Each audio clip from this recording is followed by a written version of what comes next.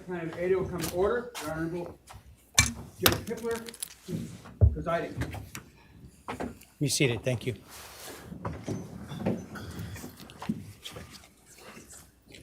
Yes, Your Honor, we need about 5 minutes. Need 5 minutes?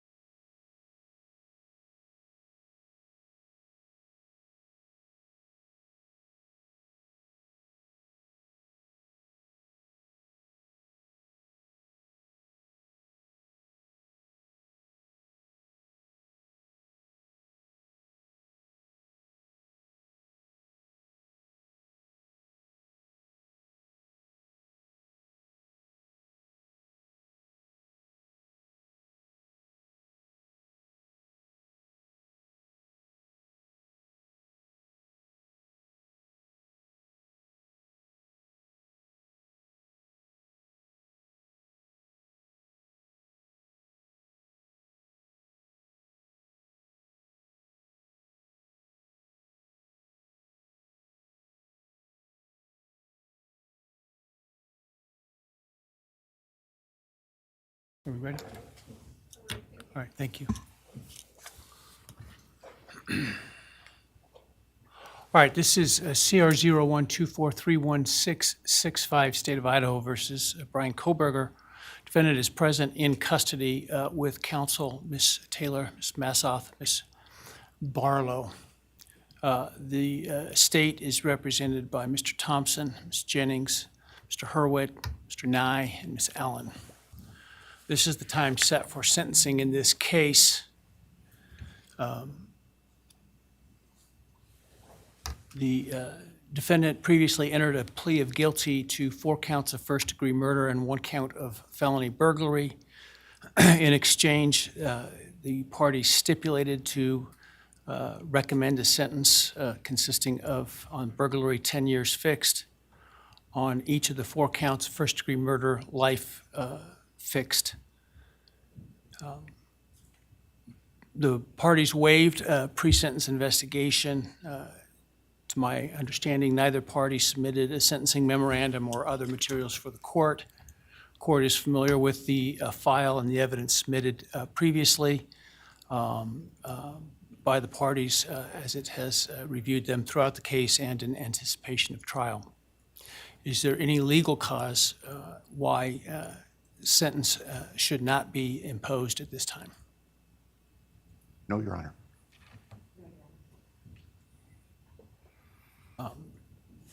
Does the state, before impact statements and arguments, wish to present evidence today? Your Honor, the state does not intend to present evidence in a documentary sense. We have provided the court through the clerk with photographs that we would like to use during the course of our sentencing argument. Sure. All right. Thank you. But no testimony other than impact statements? That's correct, Your Honor. All right, so with that, let's start with then impact statements. Ms. Jennings will be introducing the And my understanding, just so I'm clear, I indicated through the trial court administrator that we needed to see if any of the victims wish to have the camera not running and audio only. And my understanding is all of them indicated they are fine with the video. Is that correct? Yes, Your Honor, that's correct. All right, very well. Go ahead, Ms. Jennings. Your Honor, the first, and we're taking these in the order, victim impact statements in the order that the charges were listed in the indictment. The first charge being burglary, so we will have Bethany Funka's statement, and she has asked that her friend Emily Allant read that statement. All right, any objection to that? All right, very well.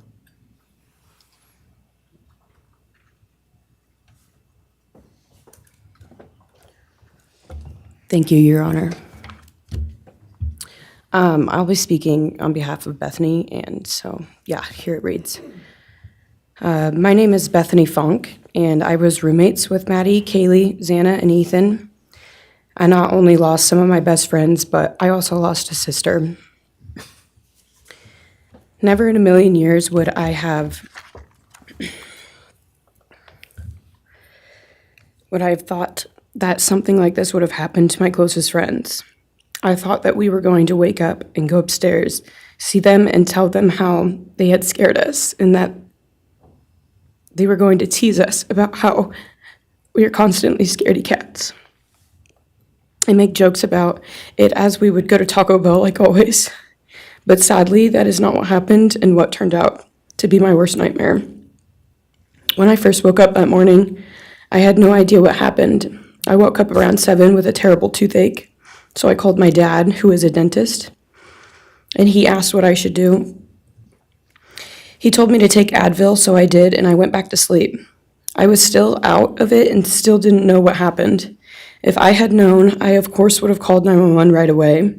I still carry so much regret and guilt for not knowing what had happened and not calling right away, even though I understand it wouldn't have changed anything, not even if the paramedics had been right outside the door.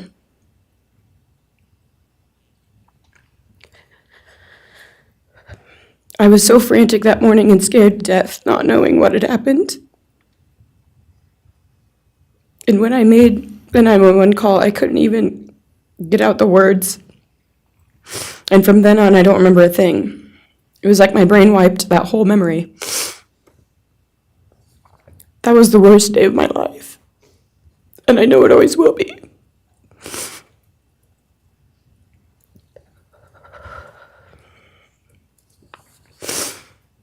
While I was still in shock, trying to process the fact that my friends were truly gone, I had been attacked by the public. I was grieving, numb, and unsure of what had happened was even real. And at the same time, I was getting flooded with death threats and hateful messages from people who did not know me at all or know the dynamic of our friendship. Social media made it so much worse, and strangers made up stories to entertain themselves.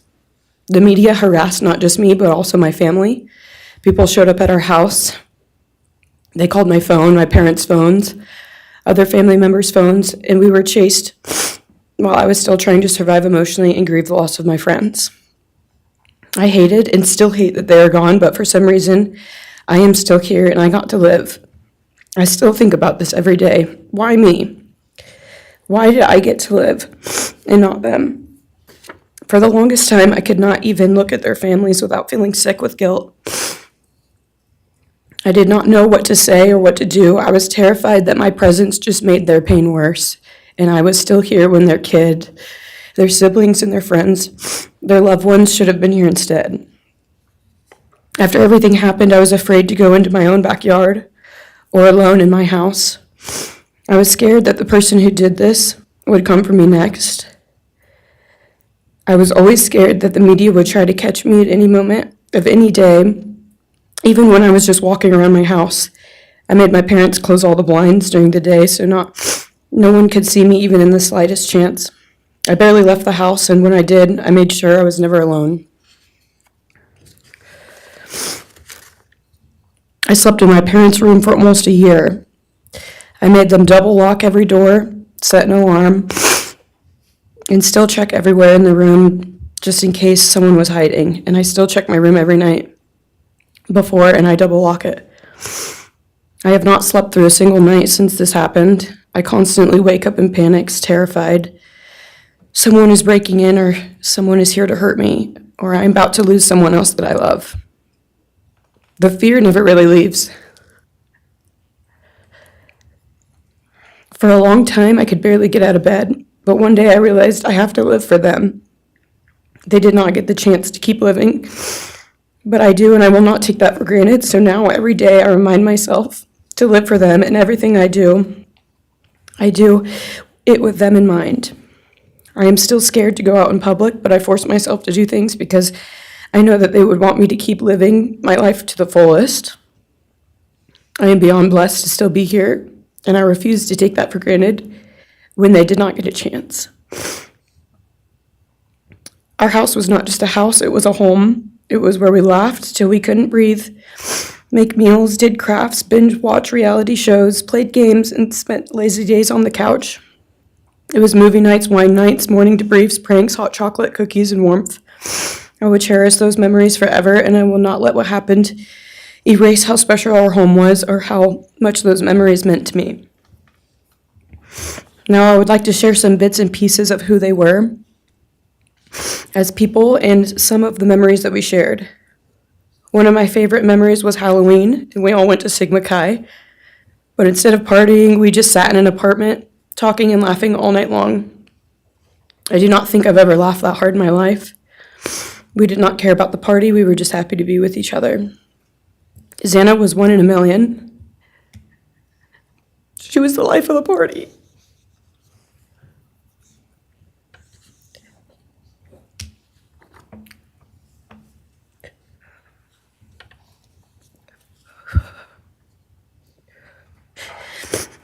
But she was also the kindest and funniest person I knew.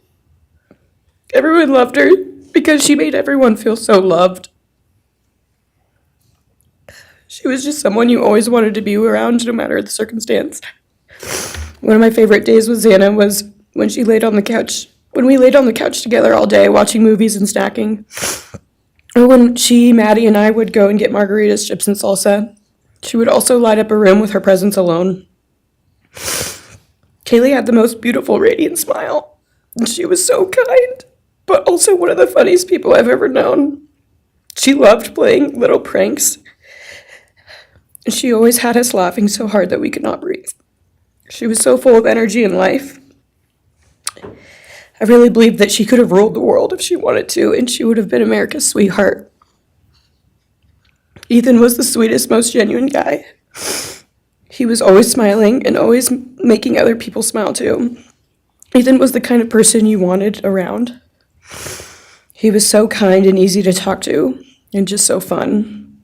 And the way he cared for Xana was truly something to admire. And really was proof that storybook love and true romances really do exist. It was not only obvious to me, but everyone that was around Ethan and Xana that they were absolute soulmates. Maddie was not only one of my best friends, but she was the older sister I would have always wanted. There was no one I looked up to or admired more than Maddie. She was truly a ray of sunshine, and everyone was drawn to her. She was so kind, loving, funny, fun, and passionate. She had the sweetest soul and wanted nothing but the best for everyone, and to love and show love to everyone. She took me under her wing and always made me feel so safe and included, and above all, loved and valued. She never failed to make me laugh or put a smile on my face. Still to this day, I am beyond grateful that she chose me to be her sorority little, and I thank God every day that I not only got to know her, but had her as one of my best friends. Honestly, I cannot pinpoint one favorite memory with Maddie because I have so many, and this would be a very long read if I did. But if some little memories with her that I cherish is when the two of us made a nice dinner and split some wine, or when we would binge watch Jersey Shore or Summer House. When we came up with a whole dance routine on Halloween and danced and sang all night, like no one was watching. All the late night walks home from going out, and just little shopping trips and so much more. I am beyond blessed that I had the chance to know each and every one of them. They changed my life in ways I would have never put into words. I hope that they are remembered for who they are, not what happened to them, because who they are were so beautiful, and they deserve to be remembered in the highest way. My heart breaks every time I go to text one of them or how badly I wish I could see and hang out with them. And then I remember I cannot. I will never be able to again. But I still talk to them in my prayers every single night, and I always will. I wish more than anything I could hug them one last time. And I wish I could tell them how much I love them. And even though I cannot, I still tell them every night. I will keep living for them as long as I am lucky enough to still be here. And they were all truly one of a kind. And they will be in our hearts forever and always. Thank you, and please convey to Bethany my appreciation for her courage, and I hope that she heals. Next is Dylan Mortensen. We're asking for some accommodations for Ms. Mortensen and that she be allowed to sit in my seat. Sure.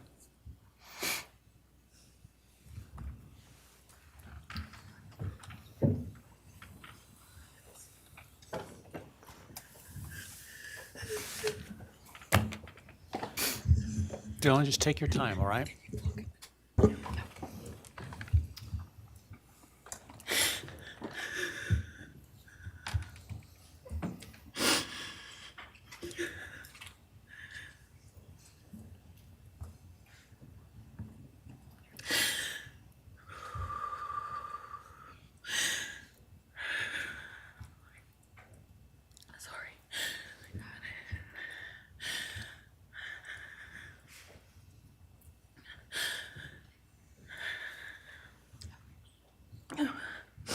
Thank you, Your Honor.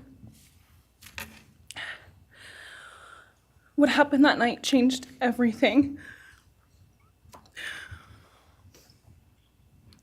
Because of him, four beautiful, genuine, compassionate people were taken from this world for no reason.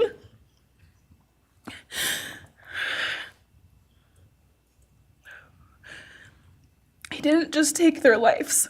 He took the light they carried into every room. He took away how they made everyone feel safe, loved, and full of joy. He took away the ability for me to tell them that I love them and that I'm so proud of them. He took away who they were becoming and the futures they were going to have. He took away birthdays, graduations, celebrations, and all the memories that we were supposed to make. All of it is gone. And all the people who loved them are just left to carry that weight forever.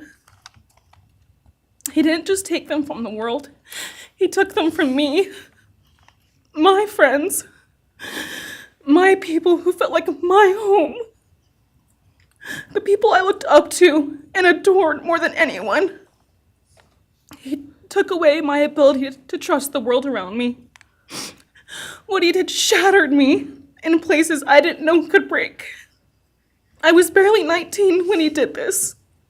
We had just celebrated my birthday at the end of September. I should have been figuring out who I was. I should have been having the college experience and starting to establish my future. Instead, I was forced to learn how to survive the unimaginable. I couldn't be alone. I had to sleep in my mom's bed because I was too terrified to close my eyes. Terrified that if I blinked, someone might be there. I made escape plans everywhere I went. If something happens, how do I get out? What can I use to defend myself? Who can help? And then there are the panic attacks. The kind that slam into me like a tsunami out of nowhere. I can't breathe. I can't think. I can't stop shaking.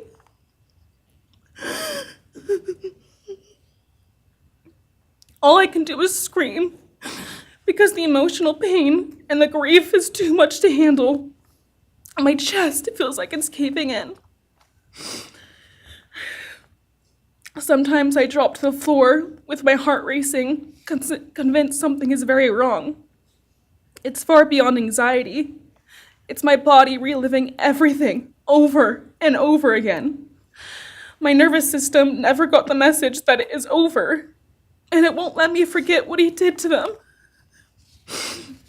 People call me strong. They say I'm a survivor, but they don't see what my new reality looks like.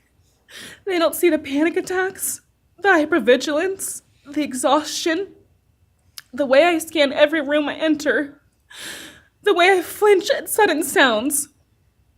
They don't know how heavy it is to carry so much pain and still be expected to keep going, and that's because of him. He stole parts of me I may never get back. He took the version of me who didn't constantly ask, what if it happens again? What if next time I don't survive?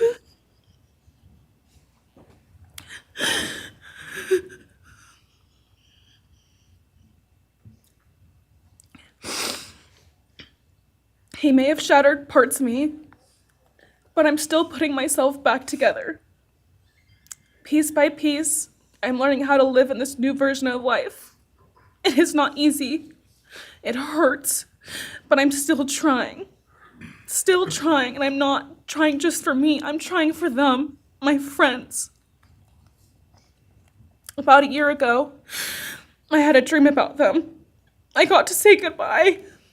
I told them I won't be able to see you again, so I need to tell you goodbye. They all kept asking why, and all I could say was, I can't tell you, but I have to.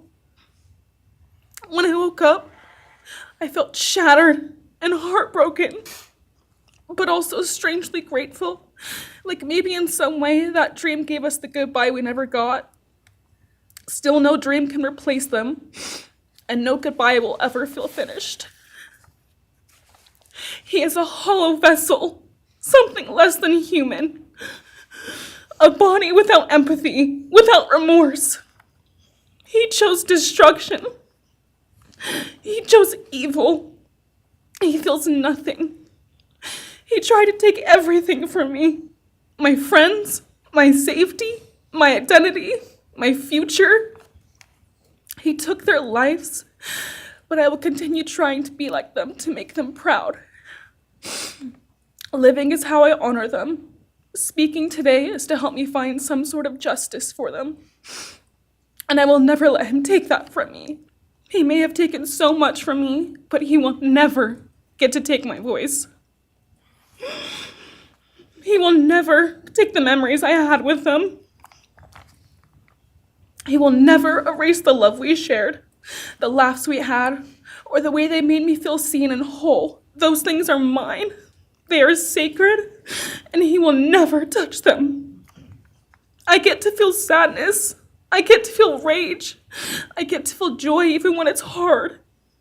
I get to feel love even when it hurts. I get to live. And while I will still live with this pain, at least I get to live my life. He will stay here, empty, forgotten, and powerless. Dylan, thank you so much for your courage. I appreciate it.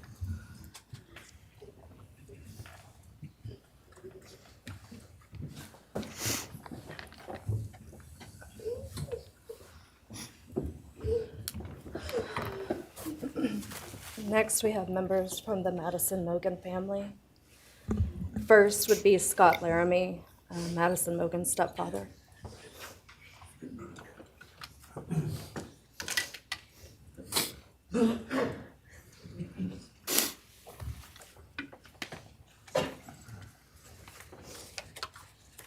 Standing by him is Karen Laramie, Madison's mother. Thank you, Your Honor. My name is Scott Laramie. I'm Maddie Mogan's stepfather and the husband of Maddie's mother, Karen Laramie. I will read this victim impact statement on behalf of Karen and myself. Maddie was our gift of life, our purpose, and our hope. Maddie quickly became Karen's joy, identity, and purpose in life. I joined Maddie's life when she was 2.5 years old. The experience transformed me into a life of joy, love, and family. Maddie was bright, beautiful, kind, empathic. She listened carefully to others and was observant, seeing and caring about the hearts and the minds of all she encountered. She loved music and music festivals. She had a wonderful sense of humor. She excelled in school. She was an easy child to raise, almost never requiring discipline, and almost always giving us parental joy. One time Karen remembers disciplining Maddie as a little girl. Maddie responded, "You broke my heart," which of course melted ours. She had a keen wit, even at that young age. As she transitioned into teenage years, she prioritized us and extended family over many of the distractions that capture teenagers. She showered us with her presence and love at family events, barbecues, picnics, birthdays, holidays, and others. She spent countless hours with her papa, her Uncle David, Aunt Nadine, and her other close family and friends.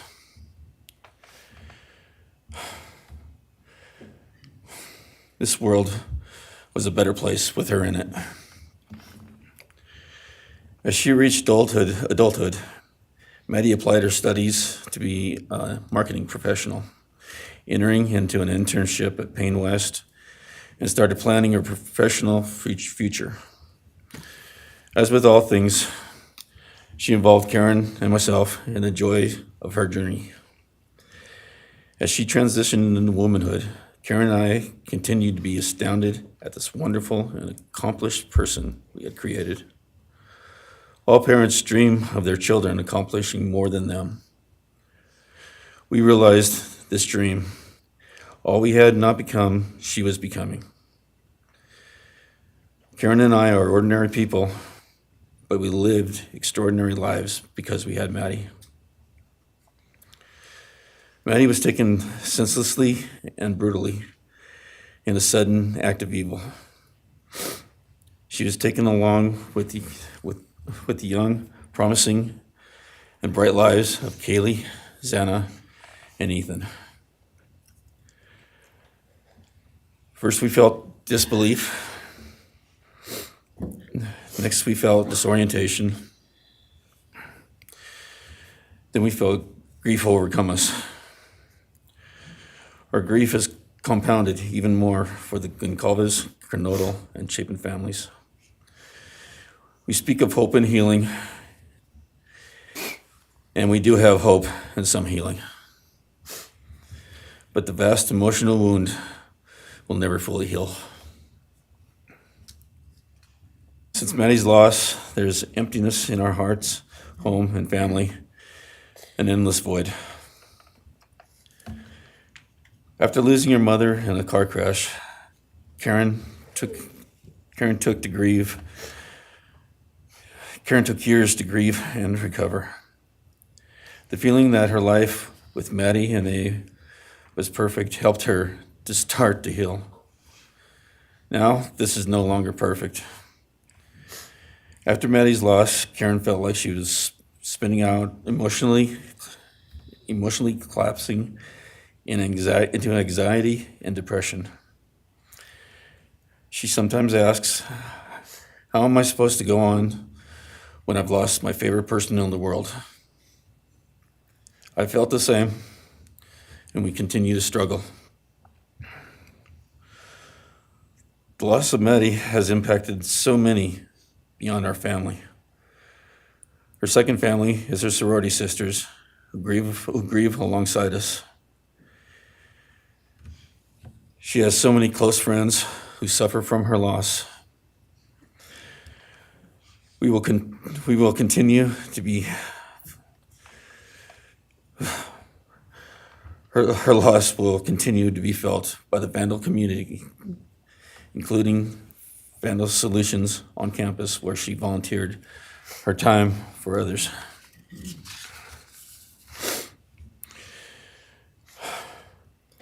It helps us to know Maddie is in heaven now, freed from the trials of this earth. We, however, continue to live on without the grace and support of her presence.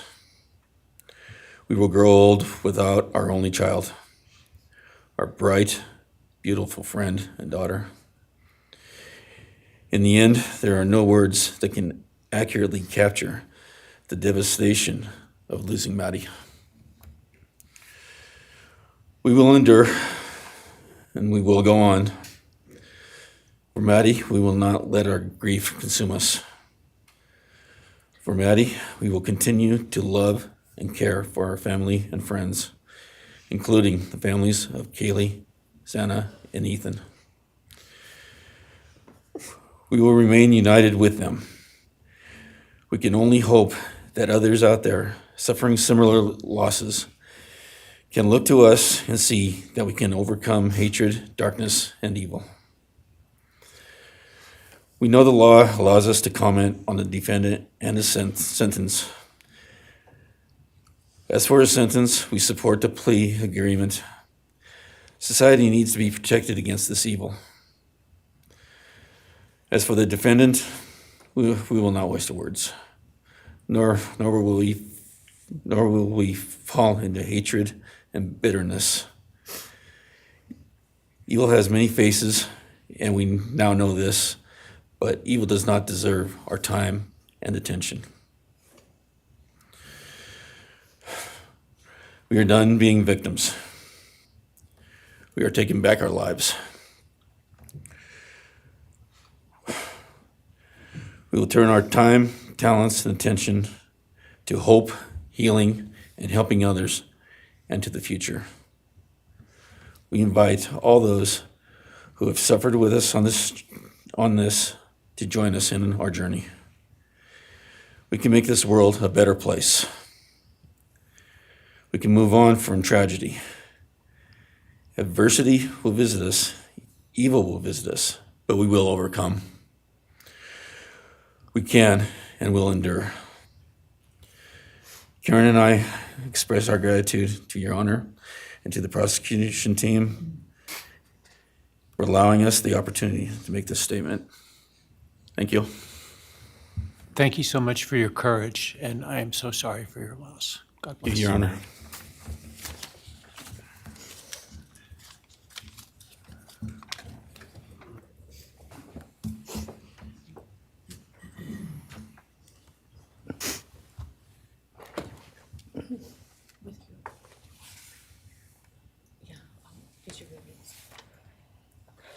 Your Honor, this is Leander James. He's the attorney for the Mogan family and victim advocate. He'll be reading a statement for Karen Laramie. May it please the court, counsel? My name is Leander James. I am the pro bono counsel for Karen and Scott Laramie. Karen has asked me to read this statement into the record. I thank my husband, Scott, for his statement, his courage, and his unending love and support during this dark time. While words are inadequate to capture the impact of this horrific crime on our family, he expressed it as best anyone could. For Maddie's sake, I will add my supplement statement that incorporates additional impact in the context of my extended family.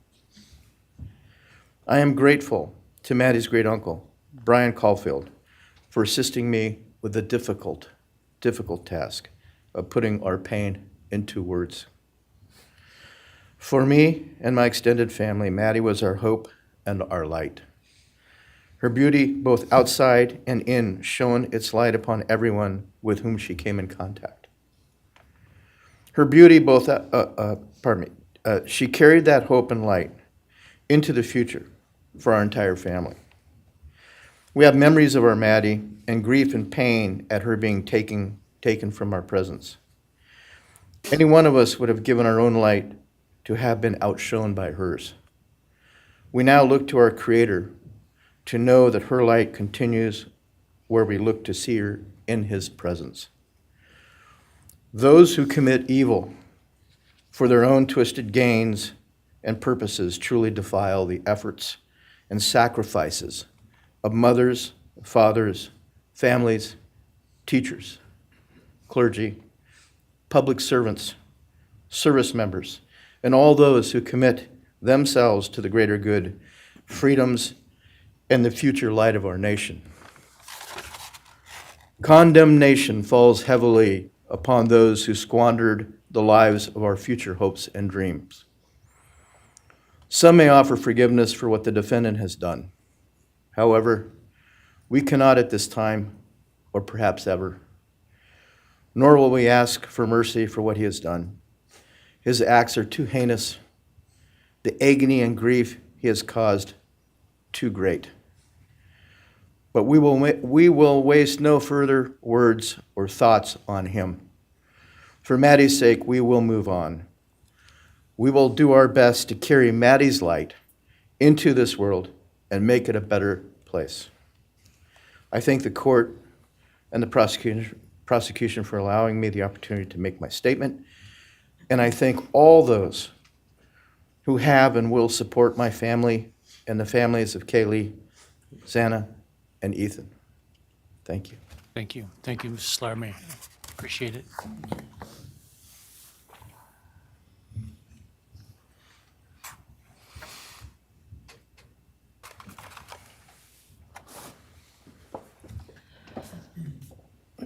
Next is Ben Mogan, the father of Maddie Mogan. Yes, of course. Actually, Your Honor, it'll be Kim Cheely, the grandmother of Maddie Mogan.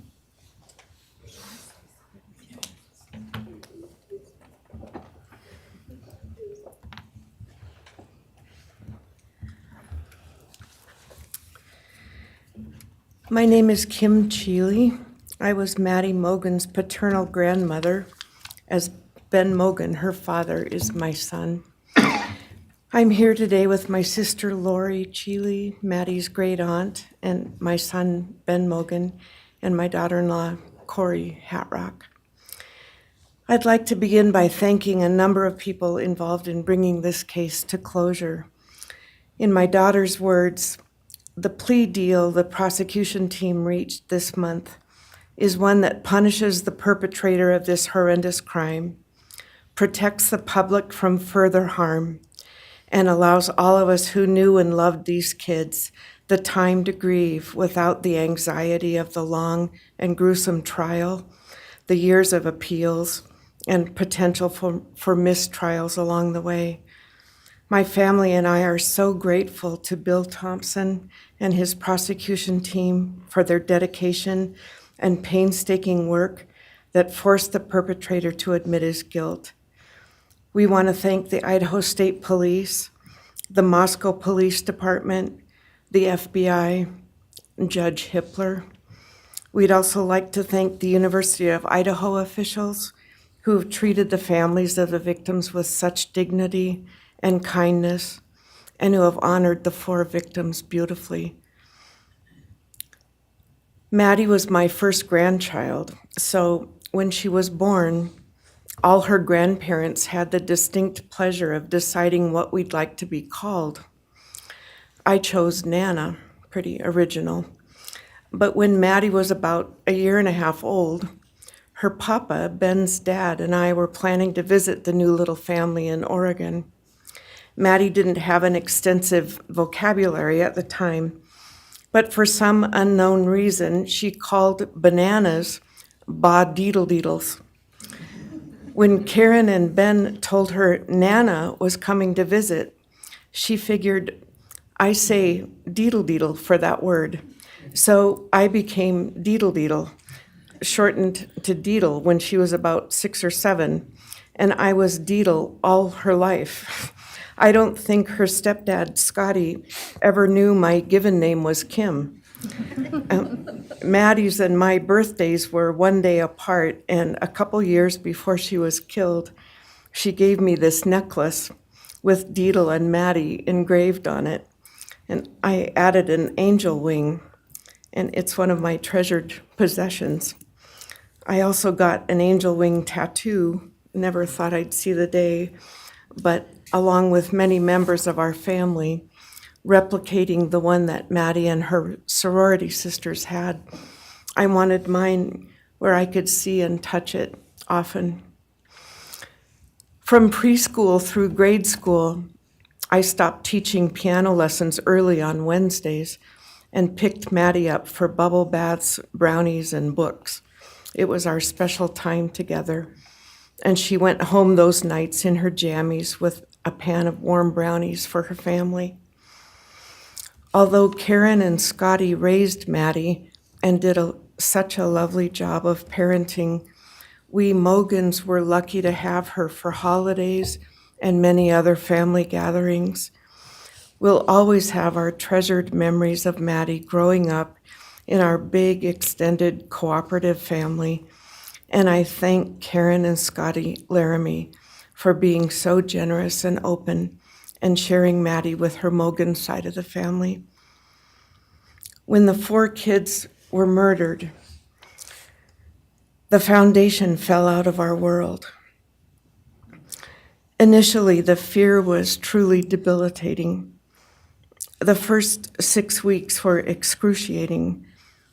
Despite the vigils, memorials, candlelight gatherings of students, friends, family, community members.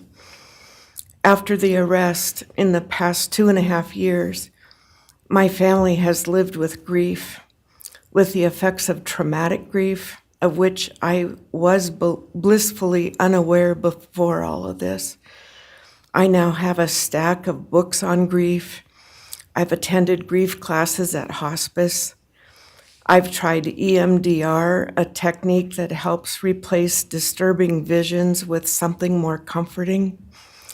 My son Ben, his 2 sisters, Maddie's aunts, and I have all experienced depression and anxiety and sleep disturbance, requiring medical intervention at times. We've all sought counseling off and on. The struggle with media attention was extremely difficult, especially for Ben. No one should live through the violent murder of one's child. Some days it's beyond me how the parents of these kids are still upright. I'm thankful for the strong families and communities that are supporting the survivors. At the time, I could think of only 2 blessings surrounding the horrific murders. One was that Ben was living with my partner Tom and me at the time, and that we could support each other emotionally through it all. Sadly, Tom died a year ago of a rare brain cancer, and he won't be here to see justice served. He was our family's rock, and we all miss him every day. A second blessing is that my mother died of COVID several months before the kids were killed, and she didn't have to live through the horror. It was difficult to identify blessings. So we've all lost our dear child and a future with her. I ache for the loss of the dreams that she and her true love, Jake, held. And my heart goes out to Karen and Scotty and your side of Maddie's family. You've had more than your share of loss. My heart aches for the kids' roommates and the families of the other victims, and also the family of the perpetrator.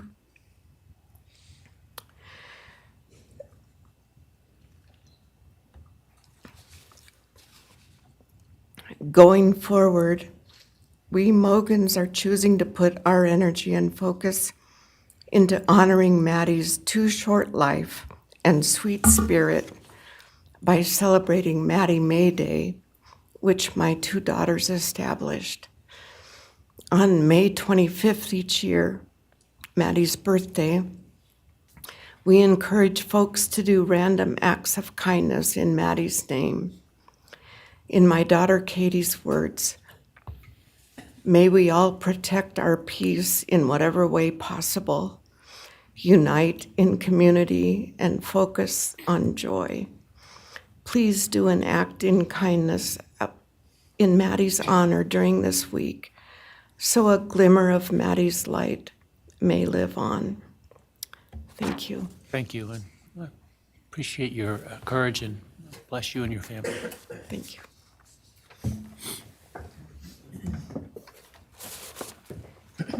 Now it's Ben Mogan, Maddie Mogan's father.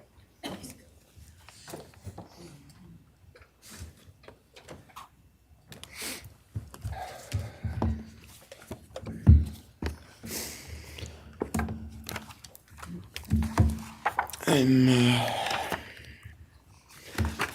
Benjamin Mogan. I'm Maddie's dad. And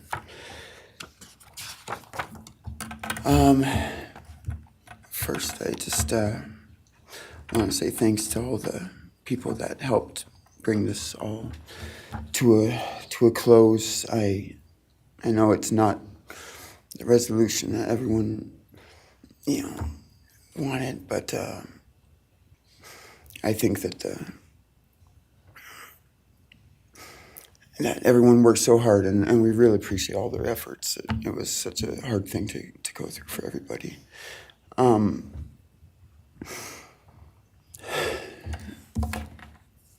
Maddie was my only child that I ever had. She's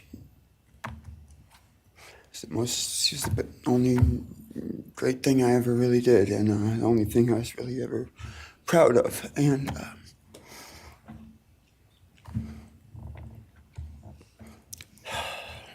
I thought we would have the rest of our lives together to be together and to know each other, and I took for granted the times, she was in college, and I thought, oh, well, we'll have the rest of our lives to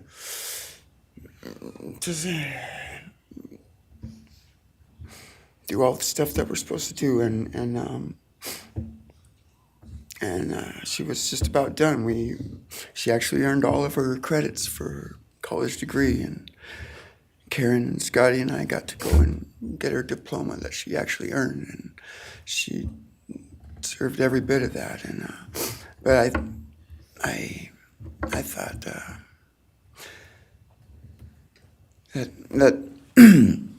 that was going to be just the beginning of a long life together, and we never got that. Karen and Scotty did such a great job raising her after Karen and I split up, and I'm so thankful for Scotty and the role that he played in her life when I wasn't able to. But we got to spend a lot of great times together, Maddie and I. She was my favorite person to go to a concert with. We got to see some fun shows together, and I told her, if there's ever a show that you want to go to, you let me know, and I'll get you tickets for you and your friend, or if we want to go together, we'll make it happen. And my favorite memory with her was when the Mac Miller show sold out here in Spokane, and everyone wanted tickets, no one could get them, and on the last day before the show, they did a radio thing, and I got 4 meet and greet tickets for Maddie and her friends and me to go and see the show, and that was her favorite artist at the time, was Mac Miller, and he's gone now too, and my little cousin Zach drove us all there that night, and he's gone too, tragically, and anyway, the last thing that she ever wrote to me was this Father's Day card, and I'm so glad I still have it. I'm just going to read what she said. It says, "Happy Father's Day. I hope you have the best day. I can't wait till we can hang out again soon. I'll be in Coeur d'Alene, 624 to 74. Hopefully we can find a time then. I love your birthday card that you sent me, by the way. Maybe we can see a concert sometime soon. I'd love to see the gorge when it's not so smoky out. I hope you're doing well. I'm proud of how far you've come. Thank you for always encouraging me to do my best. Love you lots and lots. Love, Maddie May. She did encourage me to not just to do my best, but to live on. I went through a lot of issues with addiction and with substance abuse, and when I wasn't wanting to live anymore, she was what would keep me from just not caring anymore, and knowing that she was out there and that she was just such a beautiful person kept me alive a lot of rough moments, and I'm so glad that she was able to meet Jake. He was the only one that I actually ever got to take her to the gorge. They went and saw Watershed together, and yeah, they had a heck of a time. I'm so glad she got to. That's a really special place for me, and she always wanted to work out there with me in the summer sometime. She never got to, but at least she got to see it once with Jake. He was such a great guy. He is such a great guy. And I really wanted to see what a future with them would have looked like. I'll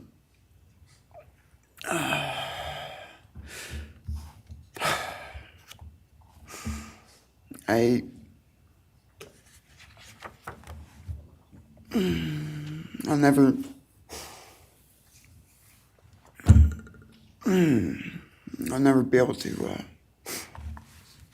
replace her.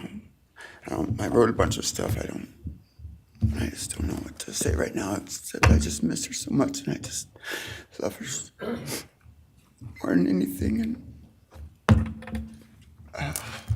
it shouldn't have happened. And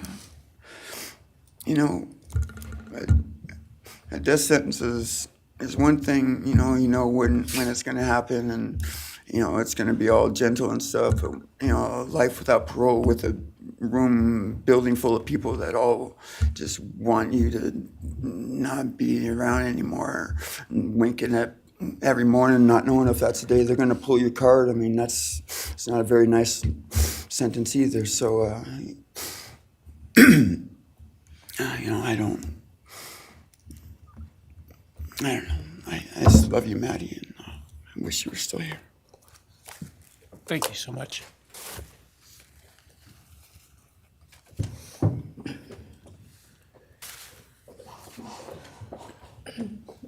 Your Honor, next would be members from the Kaylee Gonsalves family.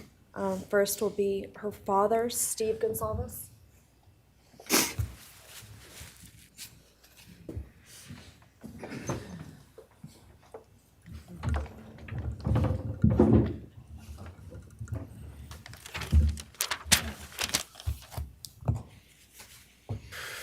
Today, we are here to finish what you started. Today, you've lost control. Today, we are here to prove to the world that you picked the wrong families. The wrong state, the wrong police officers, the wrong community. You tried to break our community apart. You tried to plant fear. You tried to divide us. You failed. Instead, your actions have united everyone in their disgust for you. I just learned from these lead investigators, to their shock, they worked in an investigation and actually worked with Pennsylvania police officers and the federal FBI. You united everyone. Everyone was united after you. None of us are divided. We are united in our disgust and our love for these children. Today you have no name. Because when this all started, we all came together and we said, let's stop even talking about his name and just use initials. So even the media just calls you BK. That's all you are. Looking back when the police officers knocked on my door, told me what happened to my child, told me what happened to Maddie Mae, I don't think he was even out of the driveway before my kids turned around, looked at me and said, "What do we do, Dad?" I told them, "You get to work. You get your ass to work." And we started calling, we started texting, we started emailing. And you know what? Within hours, we had your white car on the camera. We knew from the very beginning we had you. Police officers tell us within minutes they had your DNA, like a calling card. You were that careless, that foolish, that stupid. Master degree, you're a joke, complete joke. But we took this disaster and we did what we could. We put everything online. We took our kids, we took our images, we took everything that they did, their videos, their photos, the girls' pranks, Ethan singing. We put it out there, we shared it with the world. And the world united. And all they ended up, when they talked about this case, is they talked about Kaylee Jade, Maddie Mae, Xana, and Ethan. Everything what these people meant to us, a father, a mother, a brother, a sister, we shared that with our community. Then we shared it with our state. We shared it with the country, and eventually we shared it with the world. The world's watching because of the kids, not because of you. Nobody cares about you. You're not worth the time, the effort to be remembered. In time, you will be nothing but two initials forgotten to the wind. No visitors, nothing more than initials on an otherwise unmarked tombstone. From this moment, we've all started. From this moment, we will forget you. We want to all leave in closing one last thing. You picked the wrong family, and we're laughing at you on your trip to the pen. That will be today or tomorrow. I'll close with, God bless all the men and women that worked on this case and all the hard work that you guys did. You guys allowed us to grieve and allowed us to get through this. The amount of work that you guys put together and the way that you guys put it together was beautiful. There was hard times to be expected, but thank you all, and God bless. Thank you.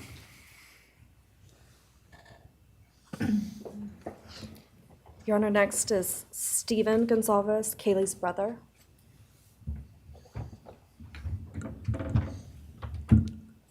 Steven's actually gonna pass. I'm gonna go. Okay.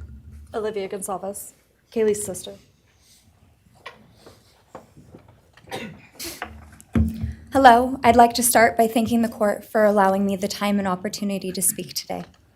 My name is Olivia, and I am the big sister of Kaylee Gonzalez, and I was blessed to love Madison Mogen as a sister too. I'm not here today to speak in grief, I'm here to speak in truth.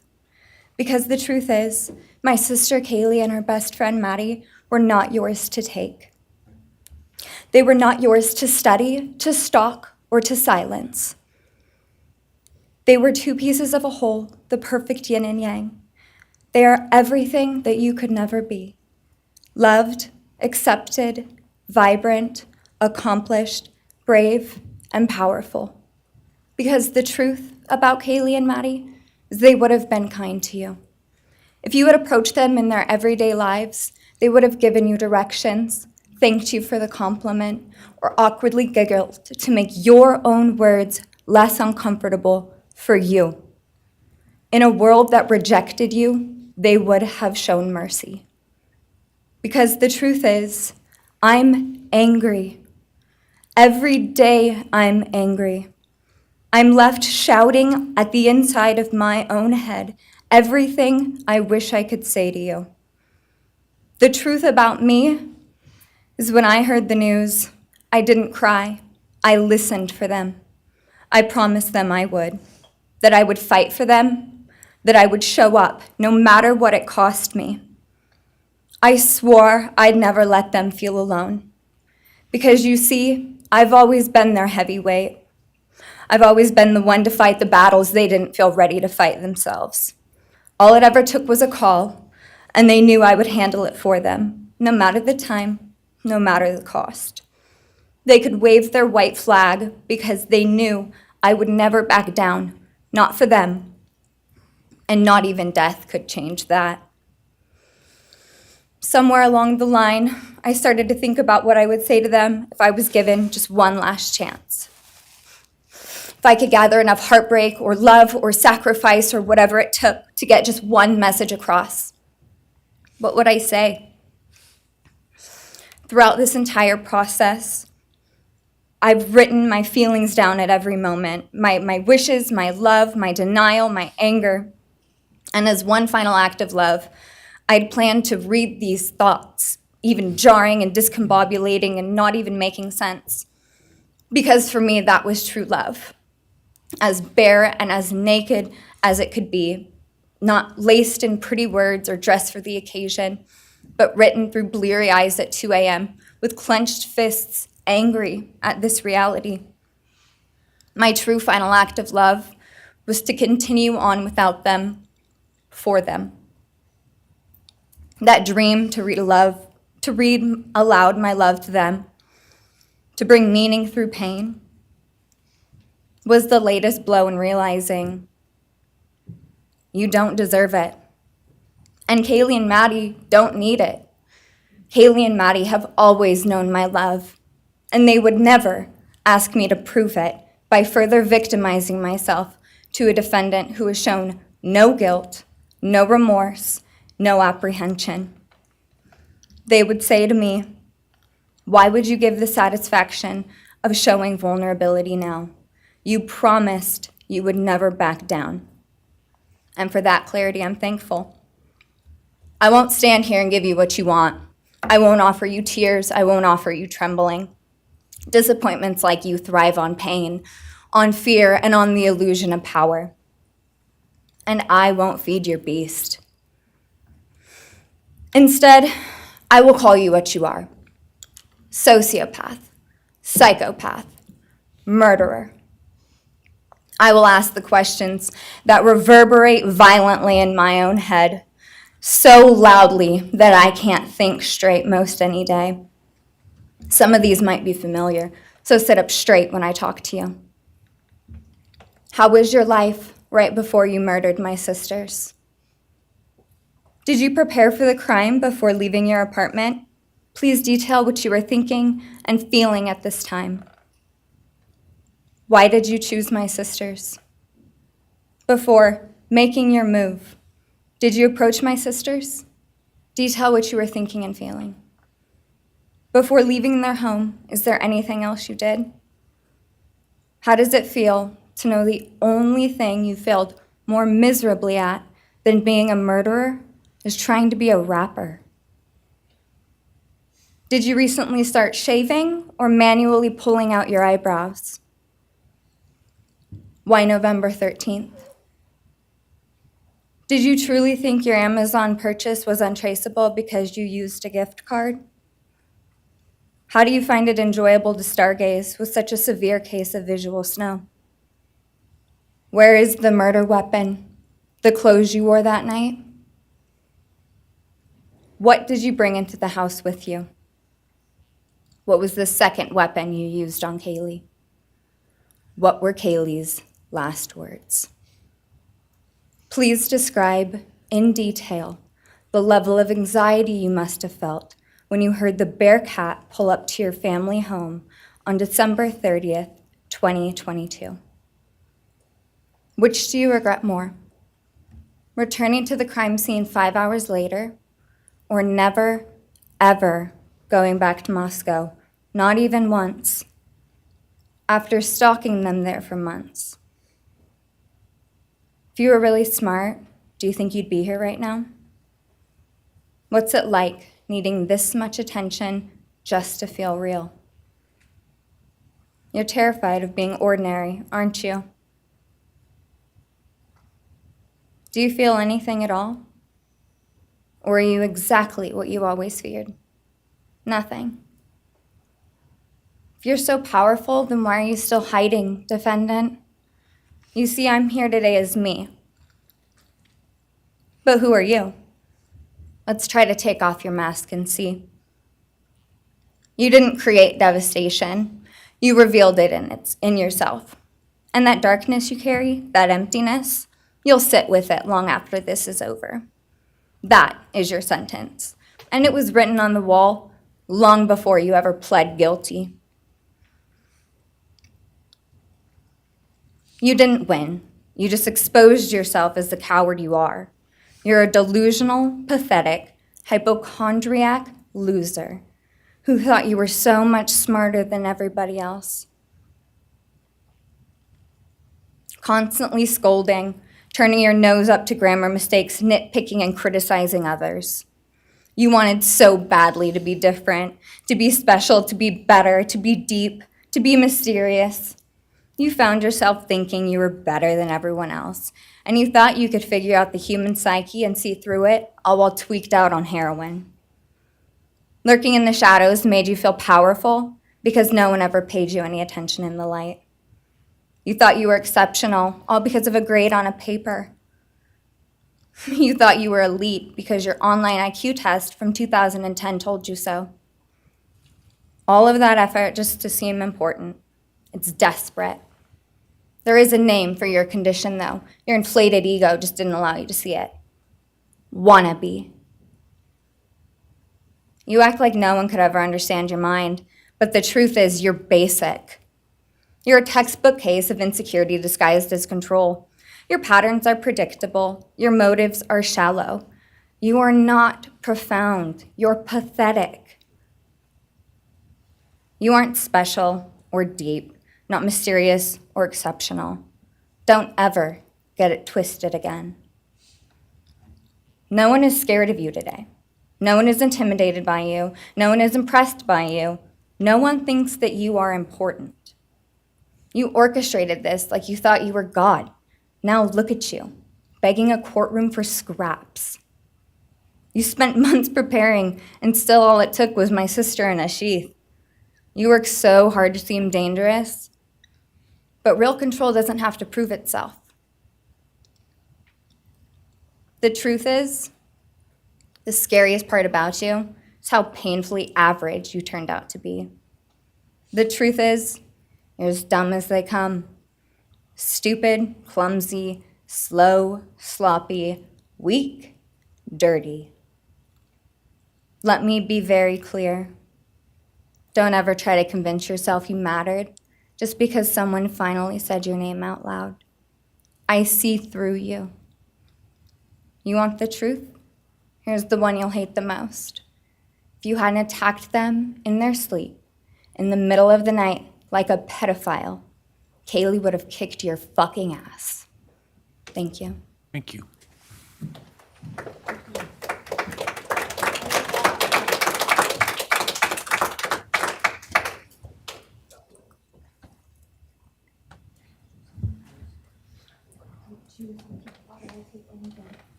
Next is Christy Gonzalez, Kaylee Gonzalez's mother.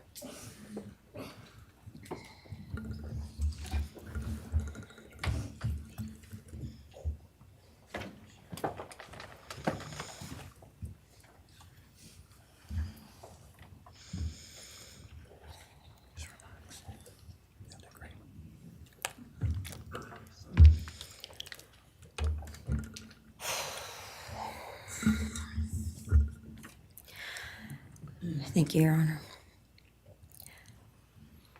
I never imagined having to speak to someone so devoid of humanity.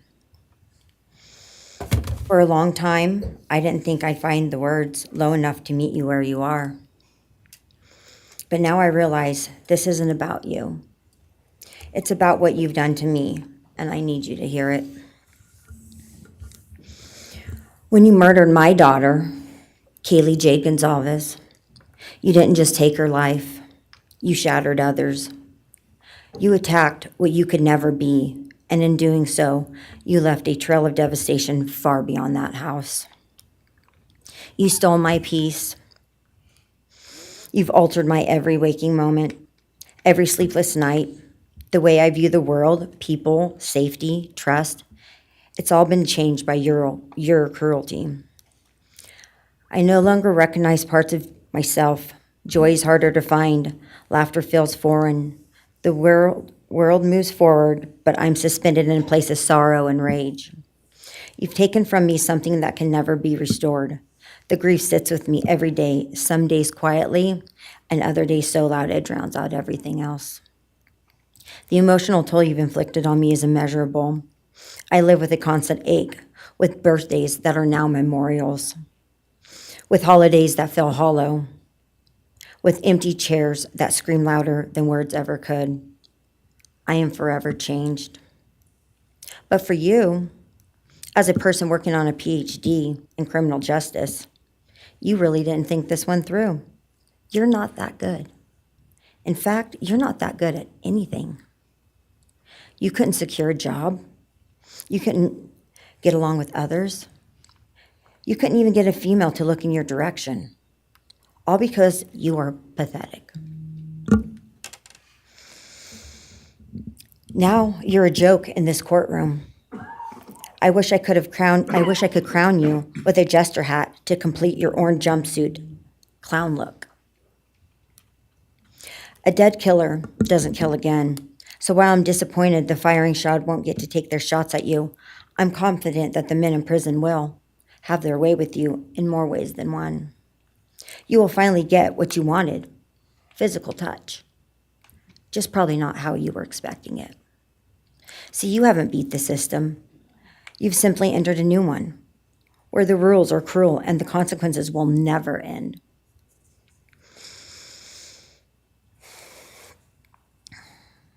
You are entering a place where no one will care who you are and no one will ever respect you.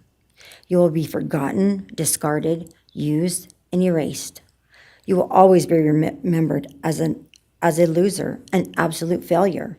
And when those prison doors slam shut behind you, I hope that sound echoes in your heart for the rest of your meaningless days. I hope it reminds you of what we all already know. You're nothing. May you continue to live your life in misery. You are officially the property of the state of Idaho, where your fellow inmates are anxiously awaiting your arrival. But it's okay, because they're there to help you. Hell will be waiting. Quick message from our youngest daughter. Aubrey wanted to say, you may have received A's in high school and college, but you're going to be getting big D's in prison. Thank you.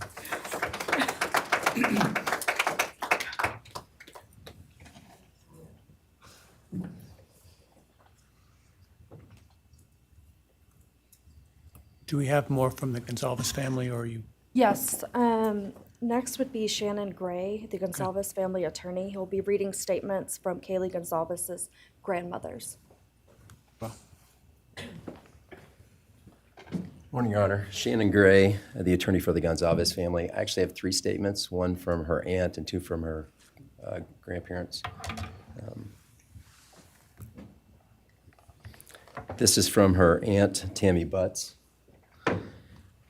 You, in the cloak of darkness, made a decision to turn our whole family's world upside down forever. You, in the cloak of darkness, took our Kaylee J. Gonzalez away from us all without hesitation. Never have you shown any remorse or regret. We just get creepy, non-expressive stares as you have your team of women defend you. Kaylee was a strong, kind, fun-loving, caring person, and she will greatly be missed by all her family and friends for the rest of our lives. She had goals in life that you took from her and us. We lose on watching her enjoying her life, working hard and building the future she wanted. She was ready to start that after college life. You, in the cloak of darkness, took it all away. You left us without her future wedding, her future children that she would have added to our family. No more talking to her on the phone, going for a coffee, celebrating holidays. It's all gone. You, in the cloak of darkness, gave each and every one of Kaylee's family members their own lifetime sentence.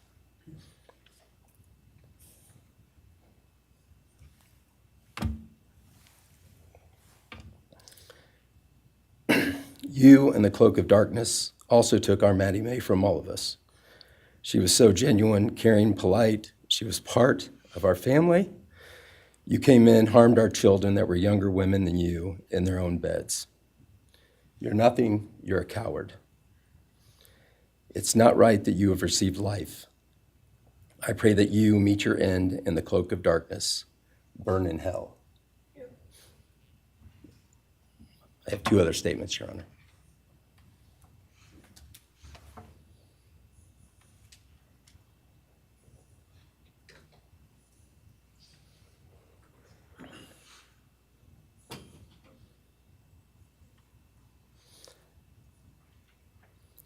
This is Linda Lucan's statement. This is Kaylee's grandmother.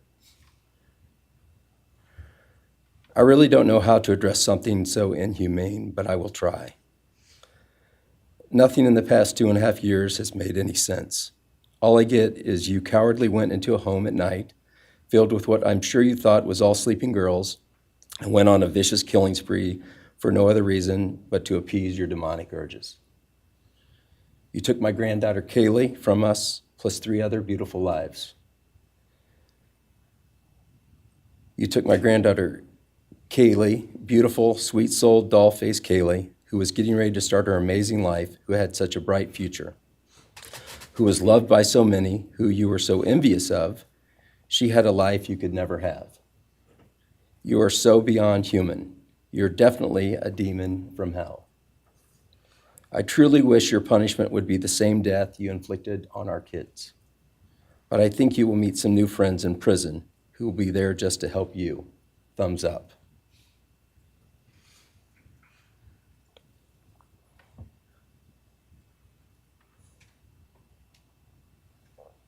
And I have one last statement, Your Honor. This is from Cheryl Gonzalez, Kaylee's other grandmother. John 1:5 says, "Light shines in the darkness, and the darkness overcomes it not." Somewhere in your life, some jealousy, envy, ego, something went dark. It pushed out all light until you became dark and evil. And when you saw my granddaughter and her friends, their light, because they have such a light, you couldn't stand it. Because the darkness in you could not stand the light in them.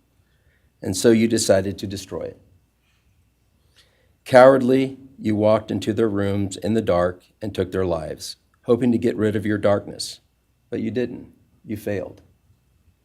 Because you know what was once a light shown only to their friends, families, and loved ones is now all over the world. Everyone sees it. Their smile, their beauty, their plans, everything they were and had.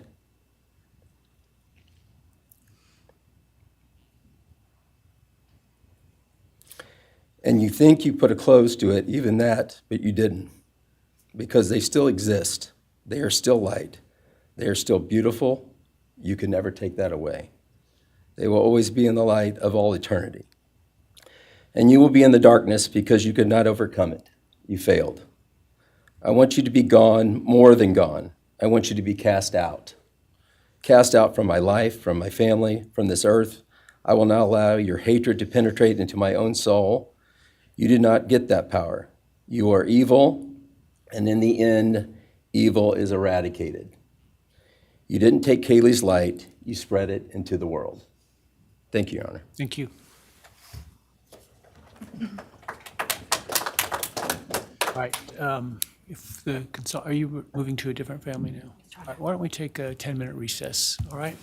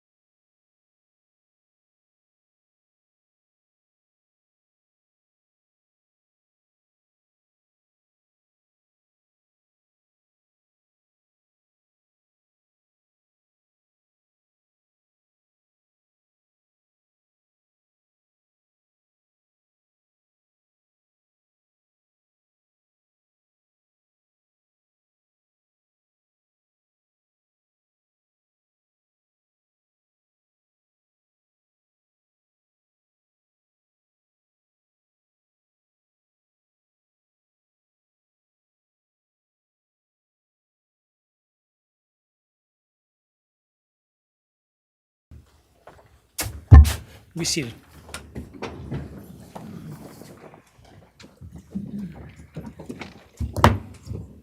All right, Ms. Jennings. Thank you, Your Honor.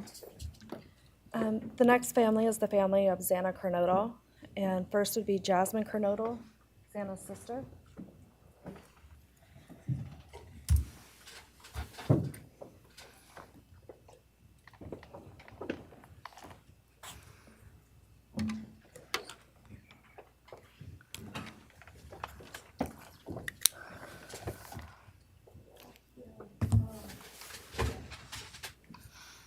Just want to say thank you to everyone who's been involved in this and just for all the hard work and dedication you guys have put into this. I also want to thank everyone for the support and just my family and friends who've been around through this time.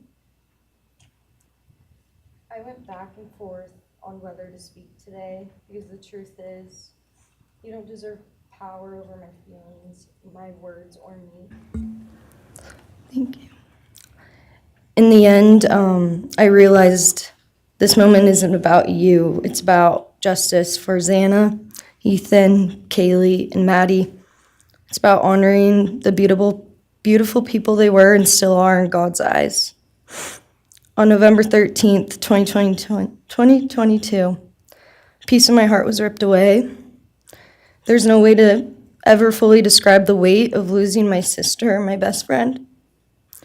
No sentence or punishment will ever come close to the justice Xana, Ethan, Kaylee, and Maddie deserve. Xana was everyone's best friend. She was kind, she was funny. She was a gift to each person she was able to make an impact on. Xana was someone I turned to when I needed direction or advice. Although I am her older sister, I often found myself looking up to her. She had a radiant energy that everyone loved, and she always knew the right way to approach a problem. She knew how precious and special life was, and she truly did live every day to the fullest. Yet her story was cut short by an act of evil. I believe in a God whose justice is not bound by this courtroom. I find peace knowing that judgment ultimately belongs to Him. For your sake, I hope one day you feel the full weight of what you did. I hope you take accountability. I hope you truly experience the guilt and you surrender yourself to Jesus Christ. Because no punishment on this earth can ever compare to the isolation and pain of eternal separation from God. Xana deserved more. They all did. But I come here to say this. I am strong. I am brave. I'm a fighter, just like Xana. And you don't get to control how I move forward or what I believe. I walk with the comfort of knowing I will see my sister again. Xana didn't get the future she deserved. She won't be the maid of honor at my wedding, the cool aunt to my future children. I'll never hear her laugh or see her light up a room ever again. But I will carry her with me for the rest of my life. I will live in her honor, fight to be the best kind of woman and someone she's proud of, to make sure the world never forgets who she was. Xana's story doesn't end with what was taken from her. It lives through the love she gave, the people she touched, and the legacy our family will protect. Her light still shines, and her voice will echo louder than this pain. You didn't take that from us, and you never will. Thank you.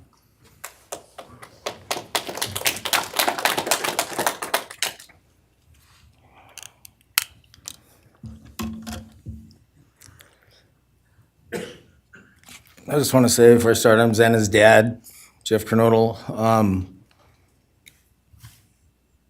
It's been a hard road down, because she's gone. And I want to thank everybody, other their families that's speaking so far, spoke about things. I agree with everything they have to say. It all comes back to a lot of the same things that I've had to deal with and we as a family have had to deal with. And that brings me basis of what I'm talking about a little bit is on my way up here, flying up here in the plane, and about halfway through the flight, this little girl is calling out for her dad. Hey, dad, dad, dad, and then in my mind, I was kind of half asleep. It's dark on the plane. I heard Xana calling out for me like she did, back when she was little, 5 years old. And those times were hard. It was chaotic, but we always had something to work toward that was in a positive direction, compared to right now, which is necessarily not as positive as that for sure. And I know I miss Xana a lot. My life's been changed, and Xana had a great impact on me. And the impact was when she was gone, I realized how important she was and what she really did for me, influenced me, was way beyond what I ever thought. She'd call me up on the weekends, check on me, see who's with me. She's like accountability to your youngest daughter. And that really made a big difference. It made me really think about things and what it's all about, That's the things that I miss the most, is those calls on the weekends, the calls at 11 at night. What's going on? You want to meet my friend? Whoever she's with, a couple of her friends, I can meet them, talk to them. And she always did that. And it's pretty cool. Pretty cool. I really miss that. And she made a big impact on me, on other people, her family. But the impact that she made is so extensive on what happened here. And it goes so far. People from everywhere in the world, are following things, and Xana has made a difference in their lives. So, countless people told me that. They might not even know her. They never knew anything about her. It's what they see, and they just love her and say how they wish she could have been their friend. Could have been their friend, could have hung out, and it's like, this is a blessing, this is the little kid was, and definitely was a big blessing in my life, and so is Jasmine, and basically, we worked hard to do the things we did, through the times they were growing up, and through those times, I realized that I wanted both of them to graduate college, and that'd be the ultimate thing for them to do to prepare for the world. Then it came back to me, Xana didn't get to finish college. He had it all figured out. And this all just came back to me when I was there, and that little girl was on the plane doing that. It's like where I was going, what I was going here for. And then I just realized and thought to myself about the wonderful life that she had and we had together. And I still get to have with Jasmine, but that's the part that really counted. It's the part that really counted, is those memories.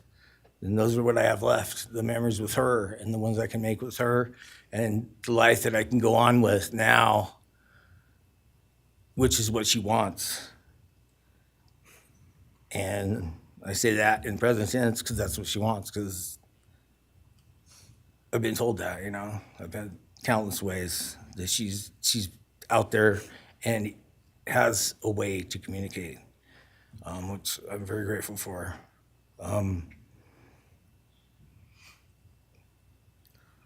That goes to say that the impact of what happened to them, all 4 kids, goes so much further than just not me, the parents, the families, the community. It goes so far because a lot of kids, in the colleges, just for an example, they lock their doors now. The door wasn't locked in the back. at Penn State or wherever it was, all the colleges, I know that I've heard they all lock their doors now. So maybe the impact that it's going to make is going to help out and maybe protect some people. Having this outreach and having the influence of what happened to these kids did, all I know is I was 7 miles away when it happened, and she wasn't feeling that good. It was 11:30, and I almost went over to Susanna's to say, and I would have been sitting right there on that couch, and you had to deal with me. So they would have had a chance, and I regret that, and I regret not going. But the reason why I didn't is because Susanna said, "Don't be drinking and driving. You got the rental car. Don't be drinking and driving." The week before that, so she was she would have been mad at me to do that. But I really wish I would have drunk and drove, because they would have had a chance, all four of them. At this point, I just have to go on. We're gonna go on with everything and make things better in my life, because that's what it's all about. If I have closure in things, and the part that we miss is Santa, her influence, her smile, the things that she did, and we have the memories left, the great memories, and she just wants us to make more memories and not be sad or upset or shocked or taken for that, and that's what we're gonna do. We just have to. That's all I got. Thank you for your words and your courage, and bless your family.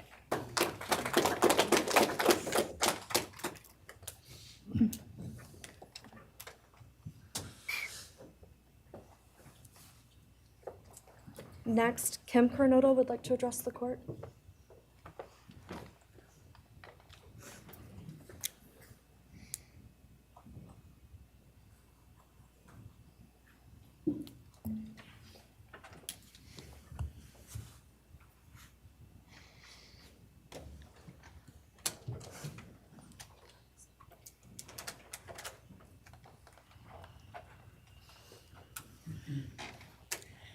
Thank you, Your Honor. My name is Kim Kernodle. I am Xana's aunt. I was very blessed to have her in my life, in our family. And I thought I had everything in my head, what I wanted to say, but it kind of went out.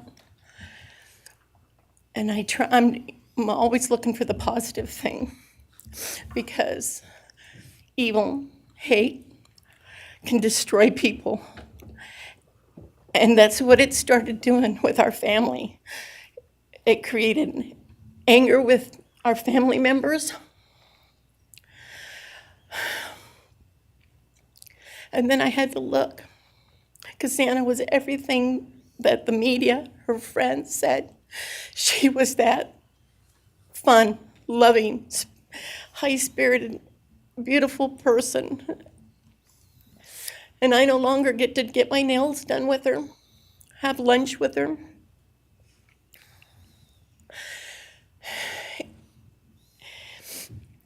Sorry. But how I look at it now is this tragedy, this horrible tragedy on all of the 4 children, has brought us closer. You united us with your actions. We're united now, and we're stronger than ever. We have family and friends now that we never knew we had.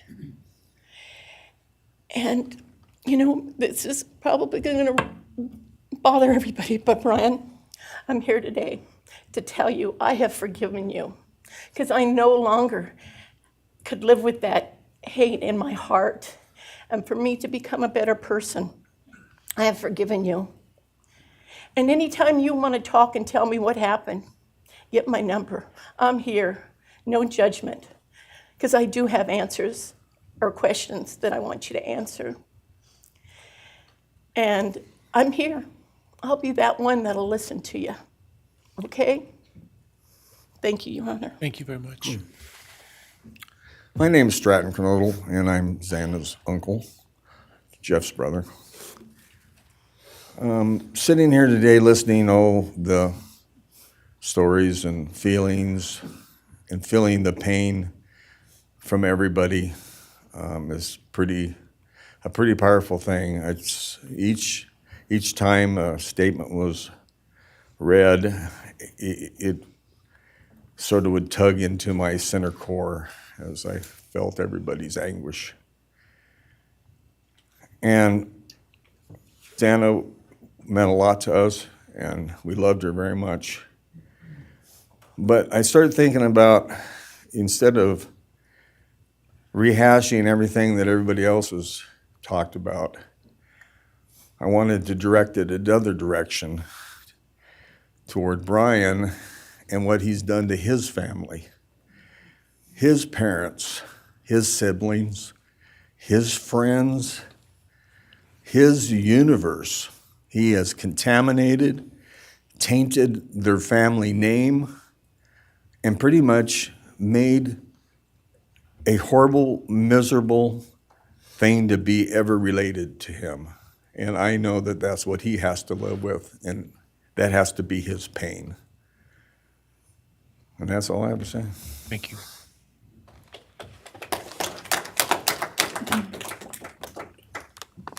Next, Your Honor, I believe Randy Davis, stepfather to Xana Kernodle, would like to address the court.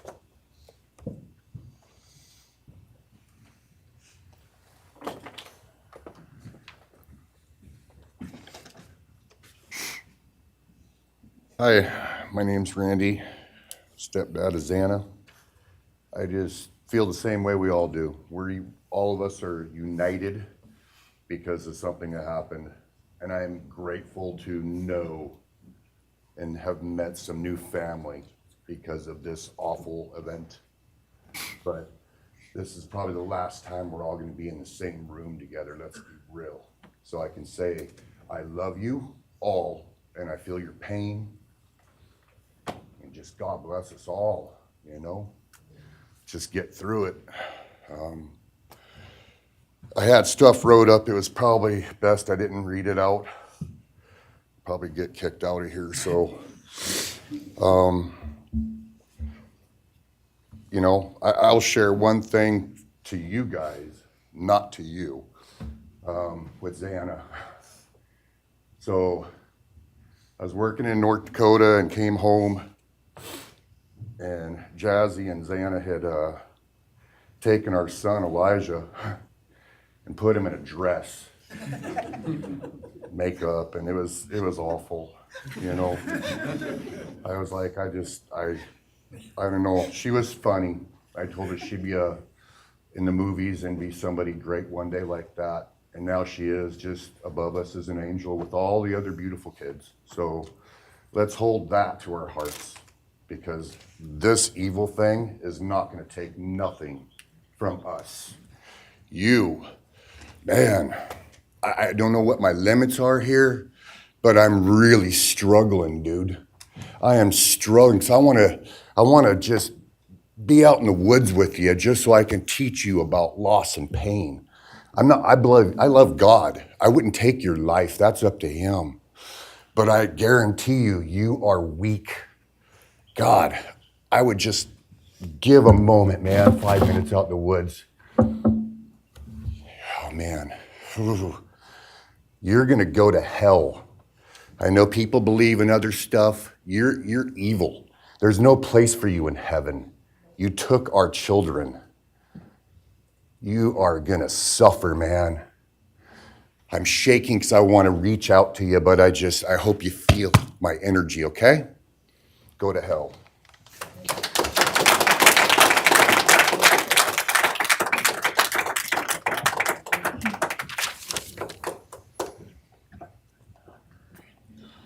Next is Kara Northington, Xana's mother.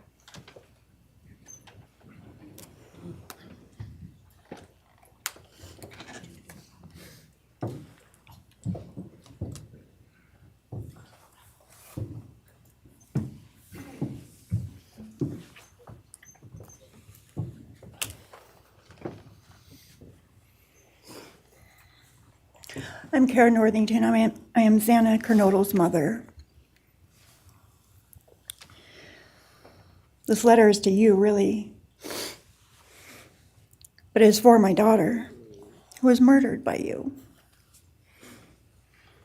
Today I stand before you, the man who is responsible for murdering my beautiful daughter, Xana Kernodle. My daughter was beautiful both inside and out. She possessed love for those around her and had a light so bright it will live on forever in our hearts. She brought joy and laughter to her friends, her family, and anyone in her presence. Our Lord and Savior, Jesus Christ, now has her in his loving arms in heaven, where she can never be harmed ever again for eternity. Because of her, I came to know my Lord and Savior, Jesus Christ. Because of her, many will come to Christ. It is Christ who lives in me that has given me the strength to forgive you. It was of no power of my own. In return, the Lord has filled me with joy, hope, and peace that surpasses all understanding. Jesus has allowed me to forgive you for murdering my daughter without you even being sorry or asking for this. This is only possible because he who lives in me is greater than any evil in this world. For God hath not given us the spirit of fear, but of power and of love and of a sound mind. I do not fear you or even let you rent space in my head anymore. This forgiveness has released me from any and all evil you have inflicted on me and my family. It has allowed me to let our Lord deal with you. You have accepted a deal that will prevent you from receiving the death penalty. Nothing man can do to you can ever compare to the wrath of God. Inevitably, you will stand before our Lord and will have to answer to him over the sins you have committed in murdering our children. I pray you come to the end of yourself before that day. Whether you like it or not, heaven is for real and so is hell. The innocent life of Xana that you stole from myself and my family, and the destruction it has caused. I am washing my hands of you and turning you over to my Lord and Savior Jesus Christ, whom vengeance belongs to. In closing, I want to read a passage from the Bible, Ephesians 6, King James Version. Finally, my brethren, be strong in the Lord and then in the power of his might. Put on the whole armor of God, that ye may be able to withstand the wiles of the devil. For we wrestle not against flesh and blood,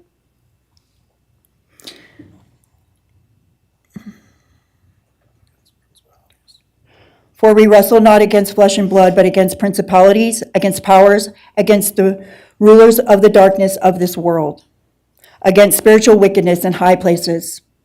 Wherefore, take unto you the whole armor of God, that ye may be able to withstand in the evil day, that ye may be able to stand in the evil day.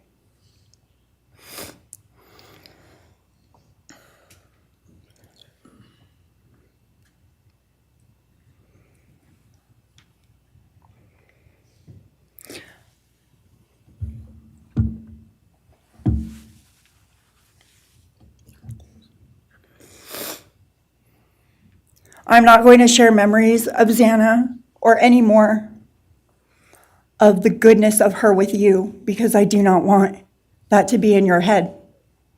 I don't want it to be in your head. You don't deserve that. You don't deserve our good memories that we have.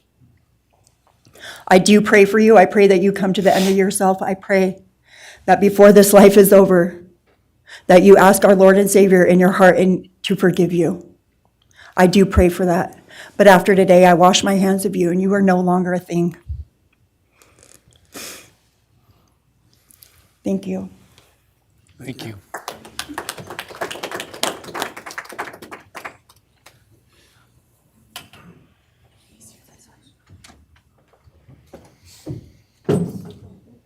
I don't believe the state has any other victim impact statements. Okay.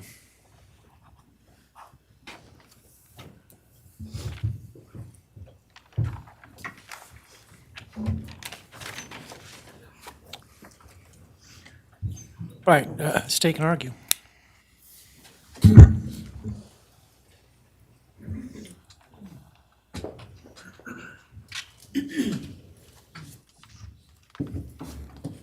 Thank you, Your Honor.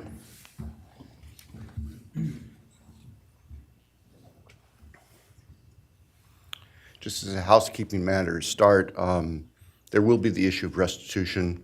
That is, the documentation is being gathered, and we ask if the court would defer that for 30 days so we can present it in an orderly fashion and make sure it's comprehensive for everyone. Any objection to leaving restitution open 60 days? All right. Thank you, Your Honor.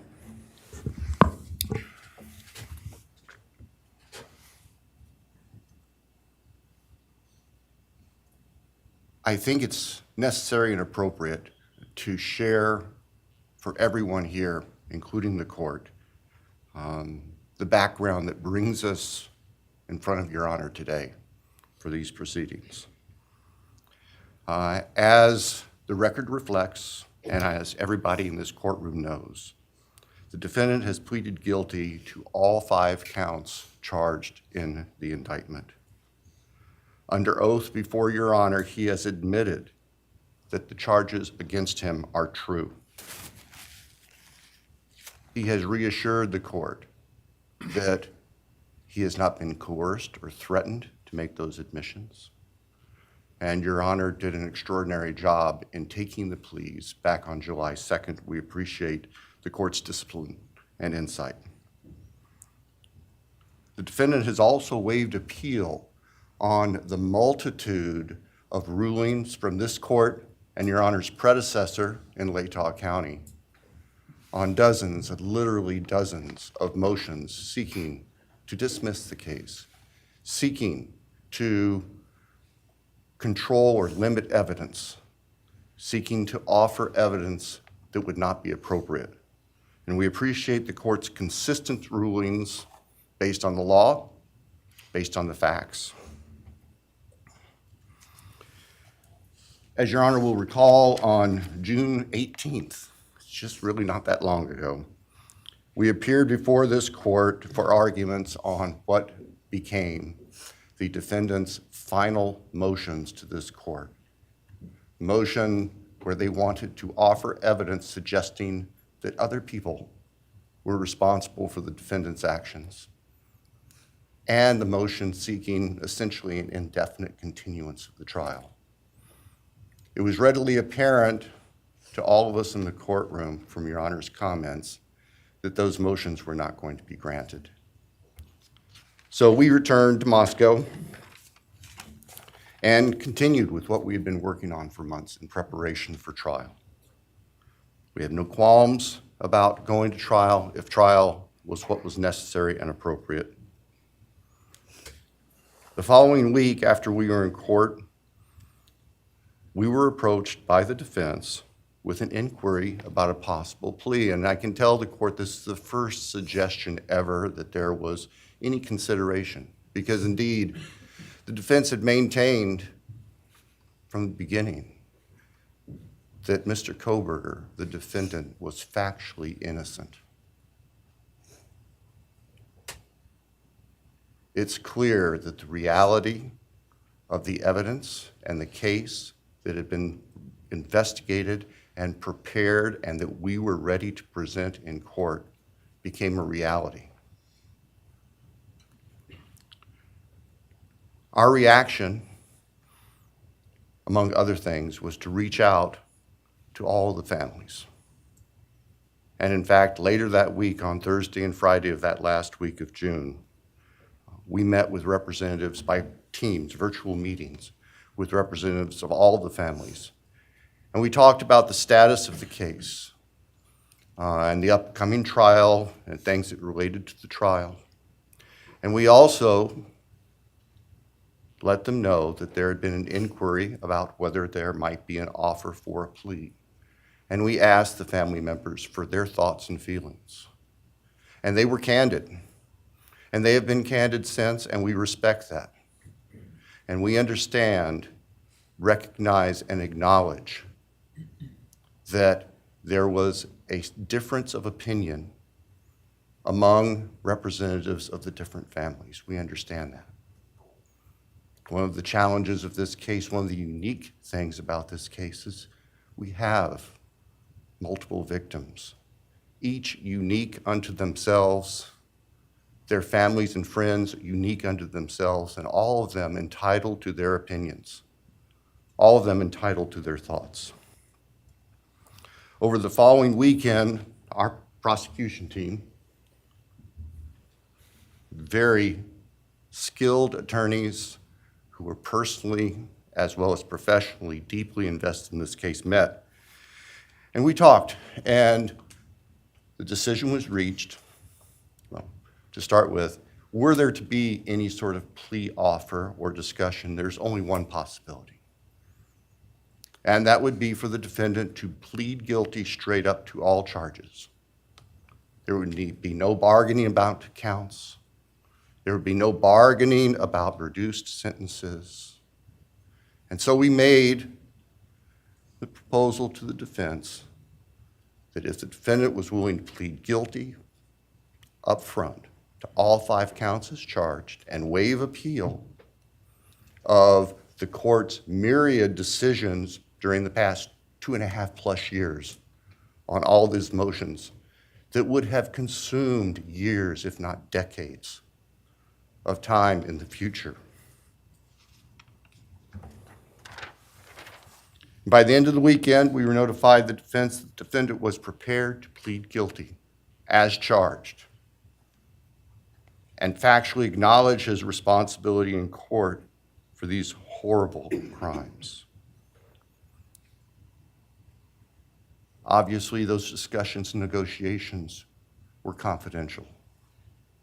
And as Your Honor noted, I believe, that was necessarily so, because if the defendant had decided not to plead guilty, it would have been devastating to our jury pool for there to be public information that there had been consideration by either party to a plea resolution. And protecting the prospective integrity of a trial after so many years was paramount. So, the end of the weekend came. We notified the victims' families of what had occurred. I recognize and acknowledge personally, and I respect the fact that of these fine, suffering people here, not everybody agreed with the decision we make. I accept that. It's my responsibility in the end. I recognize that that's the duty of the office that I hold.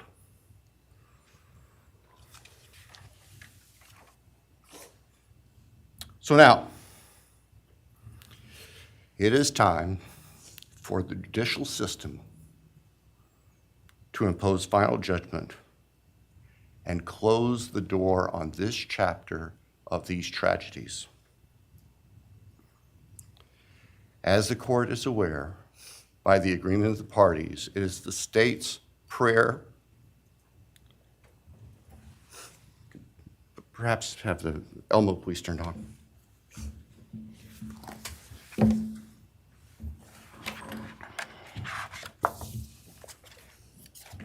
Thank you. That on count 1, the felony burglary, that the court sentenced the defendant to the maximum period of 10 years fixed in the custody of the Idaho Department of Correction. Then on count 2,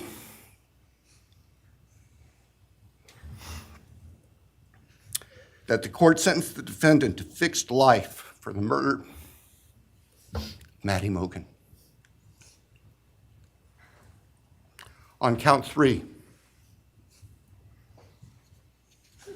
that the court sentence the defendant to fixed life for the murder of Kaylee Gonzalez. On count 4, that the court sentence the defendant to fixed life for the murder of Xana Kernodle. On count 5, that the court sentence the defendant to fixed life for the murder of Ethan Chapin. And the state further prays that these sentences be ordered to run consecutively, back to back, not at the same time, to recognize and respect the unique individuality of each of these beautiful young people whose lives were taken brutally and for no reason.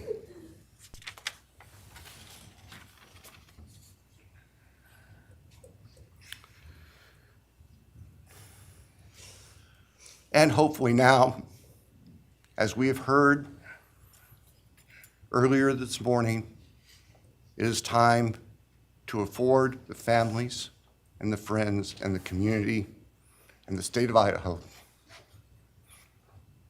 and the nation and the world to move forward.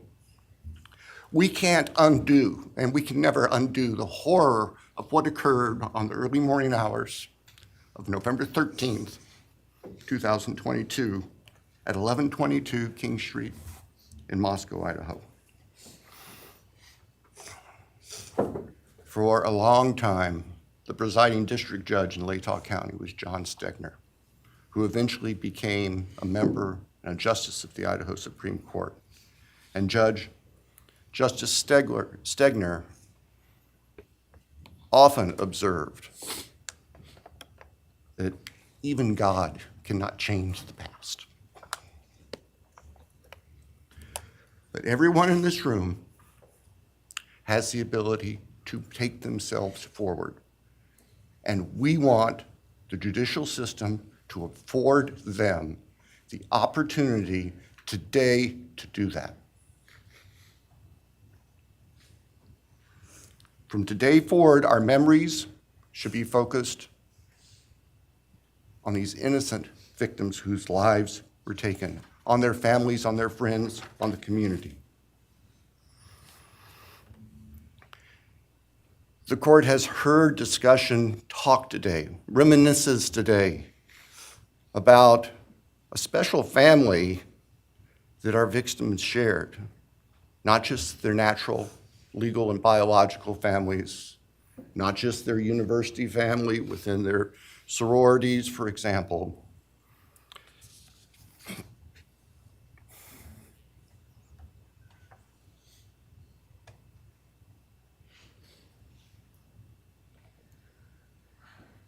But this family. This is the picture taken on November 12th, 2022, of the special family of 1122 King Road. And you can see all 6 of these dynamic, vibrant, loving, special, innocent faces taken together just across the street from their residence, and barely 12 hours before 4 of them would be brutally murdered in their sleep. They've been described consistently as being bright, caring, vivacious, with futures we can only imagine now. But they were, and they remain, a special family that I think we should all recognize and appreciate. So it's time to move forward. There have been a number of statements directed specifically at the defendant today, I have one last thought. After Your Honor imposes judgment and sentences the defendant to spend the rest of his life in prison, in other words, sentence the defendant to die in prison, he's going to stand up in the belly chains and the leg irons that he's wearing today, and he's going to be escorted into the custody of the Idaho Department of Correction. And the door will close behind him forever. That is the closure that we seek, that all of these people, these loving friends and family deserve, so that we can move forward. Thank you, Your Honor. Thank you.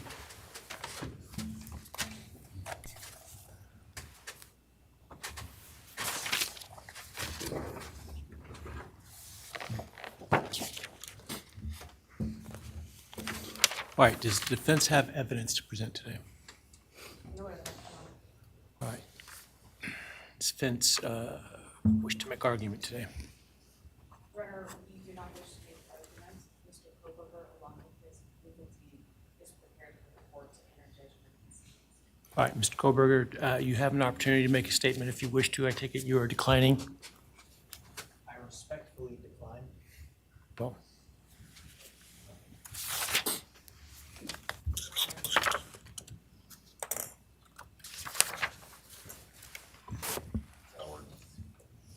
please.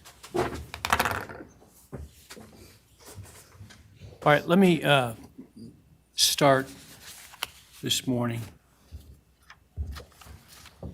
by acknowledging and thanking those that have come here today in support of their loved ones, and I appreciate your courage and your strength. And I hope that you are able to move on as best as possible. Thank counsel for the professionalism that they've exhibited throughout this case. It has been my great honor to preside in this case and to help bring, to the extent possible, some resolution and hopefully justice to this case.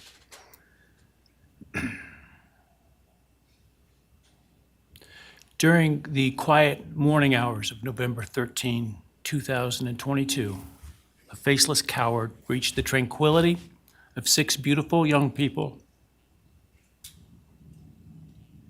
and senselessly slaughtered them, 4 of them. Who committed this unspeakable evil was unknown for several weeks, but due to the killer's incompetence and outstanding police work by numerous local, state, and federal law enforcement agencies, the person that slithered through that sliding glass door at 1122 King Road now stands before the world and this court unmasked. This unfathomable and senseless act of evil has caused immeasurable pain and loss.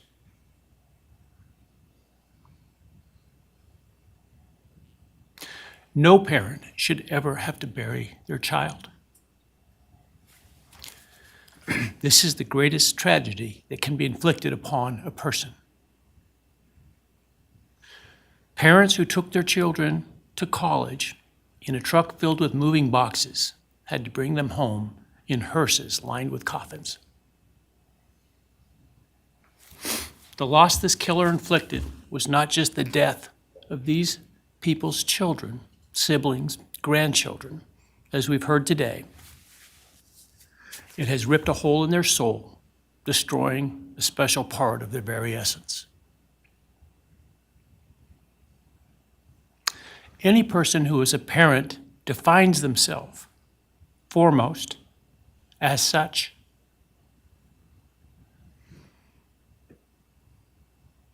It is their existence and purpose of being. And it has been stolen from these parents.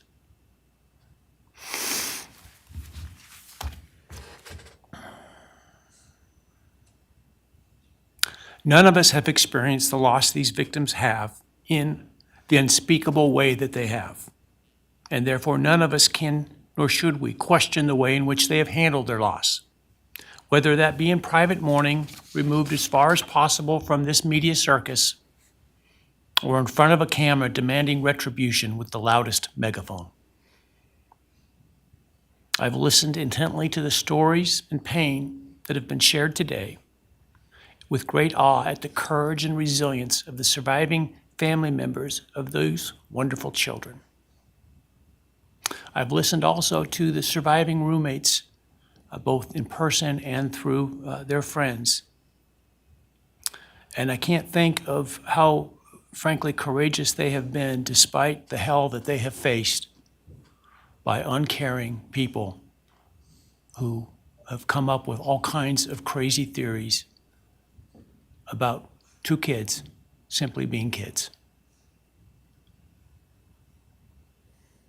The parents, siblings, and other family members who have spoken today are designated as victims in our legal system. But going forward, I hope that they can shed that label, as it gives too much power to the evil that condemned them to that role. They are and should be known as survivors, fighters, and foremost as witnesses to the tremendous lives of value and unbounded promise of these four young people. But those speaking today and those who did not speak, but who carry this same burden, this same loss, now carry forward the memories of these now perpetually young people, these forever children.